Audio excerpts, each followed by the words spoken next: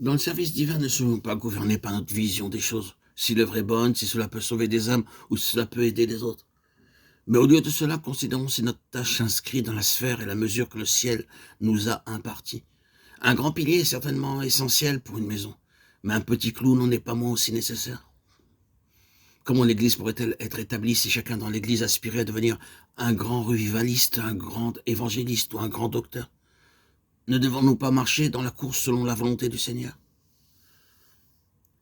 Nous ne devrions pas viser de grandes choses, mais demeurer à la place que Dieu nous a assignée. S'il veut que nous fassions un petit travail tranquillement, soyons heureux de le faire. Car Dieu ne recherche pas les grands talents, il se sert de tous ceux qui sont utilisables. Puissions-nous être désireux de demeurer à notre place, soumis à ce que Dieu nous a confié. Permettez-moi de dire franchement que nous devons nous garder de toute prétention et ambition, car ces aspirations sont celles du monde, de l'âme et de la chair. Lorsque nous aurons bien compris cela, nous n'oserons plus toucher l'œuvre de Dieu à la légère. J'ai achevé la course, déclarait Paul de Timothée 4,7. Quelle est cette course à laquelle se référait l'apôtre? Madame Jessie Penn-Lewis, dans son essai autobiographique, faisait la remarque suivante. Dès sa nouvelle naissance, il y a une course préparée pour chaque croyant. Dans cette course, Dieu y a inclus tout ce qui lui permettra d'atteindre dans la vie de ce croyant la pleine maturité, le stade le plus élevé, utilisant chacune de ses facultés pour son service. Découvrir cette course et l'achever est le premier devoir de chaque âme. Les autres ne peuvent pas estimer ce qu'est cette course. Dieu seul la connaît et il ne peut nous la faire connaître et guider le croyant dans cette course aussi sûrement aujourd'hui qu'il le fit au temps de Jérémie et des autres prophètes,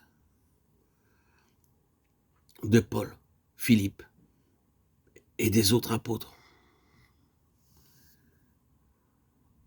L'apôtre Paul parle de son expérience dans 2 Corinthiens 10, 13. Il sait qu'il ne doit pas aller au-delà de la sphère que Dieu lui a impartie. Il ne veut pas dépasser les limites que Dieu lui a assignées. Il se sent responsable à l'égard de ce que Dieu lui a confié. Mais il n'ose pas être responsable à l'égard de ce que Dieu ne lui aurait pas confié. Comment l'Église pourrait-elle avoir des conflits et des divisions si tous les serviteurs de Dieu observaient cette règle? Dans l'œuvre de Dieu, pour chaque serviteur du Seigneur est impartie une activité avec ses limites. Chaque croyant a une course divinement fixée qu'il doit achever. Si chacun voulait bien demeurer à son poste, accomplissant la tâche qui lui était confiée en achevant la course fixée, quelle gloire serait alors manifestée? Dieu se sert toujours de ses élus pour son travail, il n'a pas besoin de volontaires pour son œuvre.